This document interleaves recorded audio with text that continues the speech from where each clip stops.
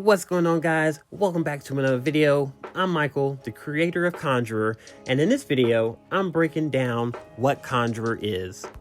So what is Conjurer? Well, Conjurer is going to be an animation that I'm going to develop myself, solo style.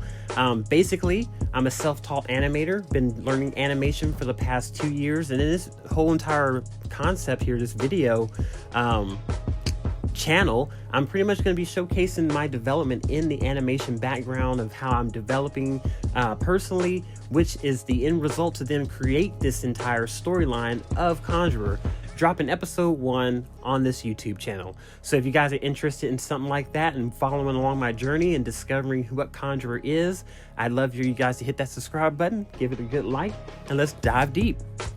So what is Conjurer about? Well, Conjurer is going to be a shonen style animation about a young boy. He's around 16, 17 years old. His name is Masego Diallo. He's a young man from Troshland Island who embarks on a journey to become a grand occultist. Alongside with his friends, Polo, Jindari, and Razil, he's going to face numerous challenges, including the disciples of Ram and their leader, Akachi Ba, who seeks to obtain the 10 Holy Scrolls, which will then unleash chaos upon the island world. So, who is Masego? Well, in this world, there's what's called a lunar conducius ritual, which all teenagers have to go through who practice magic, who want to become occultists, have to learn how to get their skills and what actually gives them their powers, which is why Masego has so always dreamed to become a great occultist.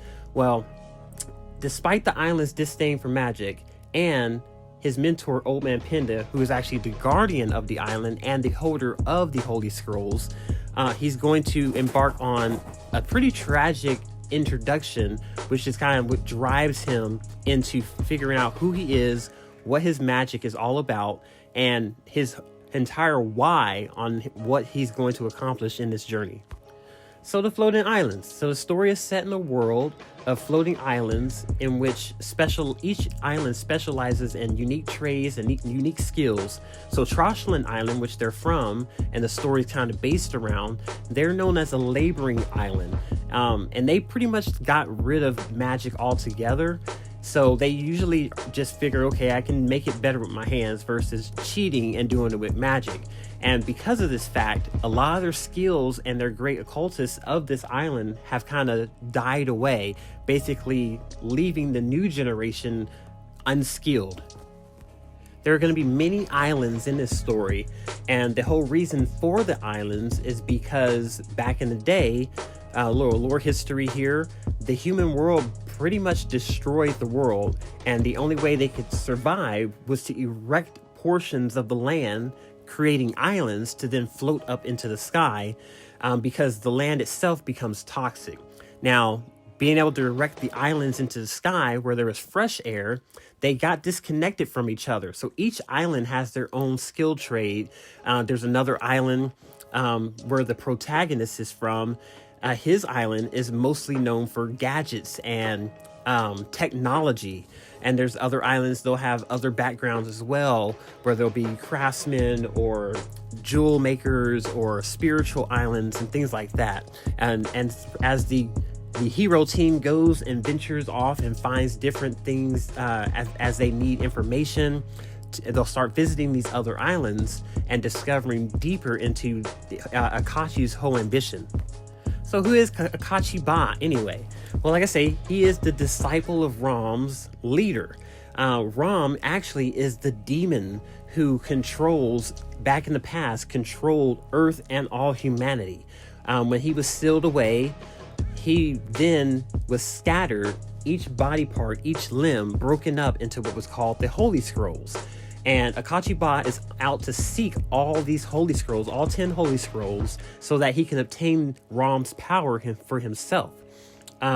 His backstory reveals his quest for power to control this power, basically driving him from past trauma and his desire to reshape the world through the Holy Scrolls itself. Because on his own, he can't do that, but he has the power of Ram within him, He can pretty much force the world to bend at his knee because he believes the world shouldn't be at where it's at today. They shouldn't be in the sky on these floating islands. The world shouldn't be in chaos right now. And he believes if it wasn't for humanity and their overuse of magic, which now today, because of that, a lot of them don't use their magic.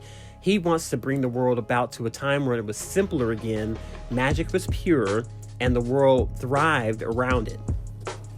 So let's talk Holy Scrolls. So there are 10 Holy Scrolls, one for each limb of the demon Ram: his head, both his arms, both his hands, his torso, both his legs, and both his feet. Now, Ram was a demon who siphoned out power from human beings. Now, he was a demon who controlled mankind with fear.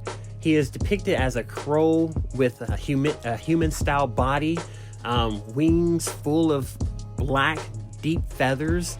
His head's a crow's head, extremely power-filled from raw magic. He strikes fear in all those who think to oppose him.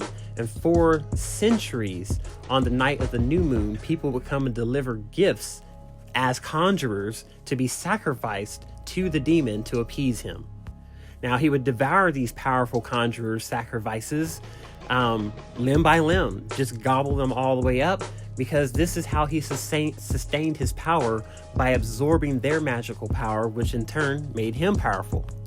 So let's talk the magic system. So what kind of magic system have I developed here? Well, this magic system is going to be based off of lunar exploration and a goddess named Lunesis. So all humans have the ability to perform magic if they worship to Lunesis. But without a conjurer's holy staff, they can't even tap into that power. So in order to use their magic, they have to be granted a holy staff in order to tap into the magic that's already in them. And they have to cast the spells as you would say, like Dragon Ball Z or something, how they have to, well, they don't have to, but how they say the names of their attacks. So in order to cast the spell, you have to name out the spell you're casting. Though, like I said, not everyone believes in magic, and not everyone believes magic is the complete answer to life. So many have chosen to give up this gift, making them grow weak in their abilities. So basically, in the world today, the only ones who actually really use their powers are conjurers, who then do side jobs, go on missions, do rescue missions, anything that will help them gain money. And the money that they gather is called denarii. And that's how they make a living if they don't want to perform traditional skill trades. Now, depending on which moon phase a person is born on determines which skill traits this person has. Now, they're all going to be actually using magical spells that some believe, are actual magic spells. So I'm just taking derivative from these spells and making them my own. Now, the staff, like I said, is the source of their power, and a caster cannot do their spells without it. And it's not like Freakvanworkum or some other magic system where they have to have their staff on them at all times. It can appear and vanish as they call forth it. Now, their scaling and power system, they get stronger the more they use their powers and experience learning new traits of their power. So if they do research on what this ability does, or performing new techniques provided by experience, as well as if they have skills that particularly reflect off of the moon phase they were born on. If it so happens to be that moon phase as they're using their power is actually boosted, if you would. Now, they can't just use their powers all willy-nilly. There's going to be a consequence, kind of like with Full Metal Alchemist. There has to be an equal exchange. So if they overdo their spells, then it fatigues them. It pretty much like paralyzes them to where now they can't do any more spells until they recover. So how do they get all this power? Well, like I said, their spiritual belief is in Lunesis, and she's a real goddess that I looked up in lore, and she's based off of Isis and Mani. I think they were Hawaiian gods. So basically, this religion is called the Path of Eternal Moon, and Lunesis is the goddess of this power. They draw their powers from the moon, which she grants, embodying them to union with magic, wisdom, protection, and the moon's guidance. So Lunasis guides life through the phases of the moon, which is why each person is born during a different phase has different attributes. Now, she reflects balance between night and day, actions of reflection and wisdom. She's pretty much the cosmic mother. Lunasis is the creator of the world and wavers between destiny and neutrality through their souls. So just like any religion, those who don't practice or devout their faith to her, they lose their abilities, or they do not have as much strong abilities as you would think they would. Sin, if you will, would hinder that. So, like I said, the moon plays a very big part in the entire story of Conjurer. Each moon has its own tactical phase. Each one gives attributes to the person. So say for the new moon is a strategist. Someone who is born under the full moon is never forgetful. Someone who's born under the double full moon is a steadfast believer. So like we have two moon phases with an omni-opponent moon. So the double blood moon, in that background, that's the day of Ram. That's when the dark side, if you will, the demons have the greatest power, where they're able to unleash the biggest might upon the world. There are other phases of the moon too that are very important within the story, and we'll uncover those as I develop the story, which is why each one's important. Like the lunar Caduceus is held on a particular moon phase. Akachi has his powers enhanced on certain moon phases within the world. Now, the world itself is called the Kuthira. Now, like I mentioned before, the cities or / villages are all floating upon the world, each one different. Each one has a different scenery. Like it might be a desert world on one island, it might be a lush greenery forest on another island, but there are a lot of islands so far, and each one has a particular reason of why it's important and why it should be a journey flag point for our heroes. Now, how they teleport from each island, there are no heavy machinery in the story. It's going to be based on like horse and buggy style type of area. The world is actually in the year 3025. Now, so how they jump from island to island is what's called particle egresses. Now, to activate these particle egresses, they have to chant a ritual or chant, if you will, in order to activate them, and they just step through them, and it pretty much teleports them to each island's next particle egress. So how did the scrolls get in this way? So basically, back in the day, there was a grand occultist. Now, like I said, people of this world today are training to be a great occultist, which then we will lead them to be the one grand occultist. There aren't any more grand occultists, and that's because the world was sacrificing people with the strongest magic abilities to Ram.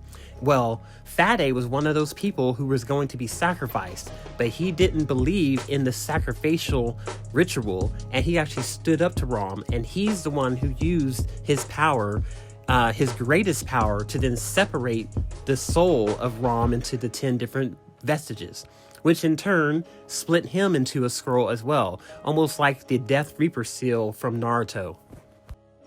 Now, because of this fact, as we find out in the story, this is how Masego gains his main ability called Bond, which allows him to tap into Fade's abilities and power, granting him the ability to then go up against Akachiba. So if you guys like this story so far and you think it's going to be a pretty cool, interesting animation, I encourage you guys to follow me along, and welcome to the world of Conjurer.